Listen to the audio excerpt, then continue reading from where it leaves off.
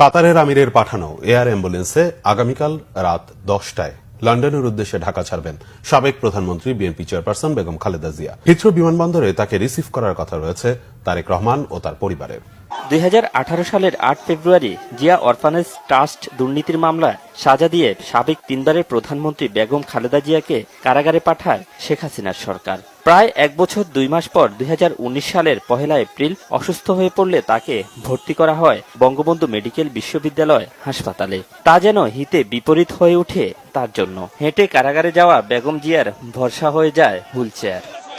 কেবল রাজনৈতিক প্রতিহিংসা, মামলা, কারাবাস ও গৃহবন্দী থেকে প্রায় 1 যুগ কেটেছে খালেদা জিয়ার। 79 বছর বয়সী এই রাজনীতিকের শারীরিক নানা অসুস্থতায় বিদেশে উন্নত চিকিৎসার জন্য চিকিৎসক, পরিবার ও রাজনৈতিক দলসহ নানা মহলে তোলা দাবিতে কোনো ভ্রুক্ষেপই করেননি শেখ হাসিনা। টানা গত 6 থেকে 7টি বছর বেগম খালেদা জিয়ার চিকিৎসা নিয়েই ছিল দেশের অন্যতম বড় রাজনৈতিক দল বিএনপির অন্যতম দুশ্চিন্তা। নানা আন্দোলন সংগ্রামেও নিশ্চিত করা যায়নি তার বিদেশে চিকিৎসা।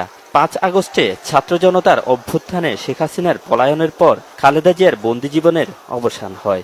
সুযোগ মিলে উন্নত চিকিৎসার জন্য বিদেশ যাওয়ার। 2017 সালের পর দীর্ঘ 9 বছর পর মায়ের সাথে সাক্ষাৎ হবে ছেলে তারেক রহমানের। লন্ডনের হিথ্রো বিমানবন্দরে খালেদা জিয়াকে রিসিভ করবেন তিনি। সেখান থেকে তাকে নিয়ে যাওয়া হবে যুক্তরাজ্যের লন্ডন ক্লিনিকে।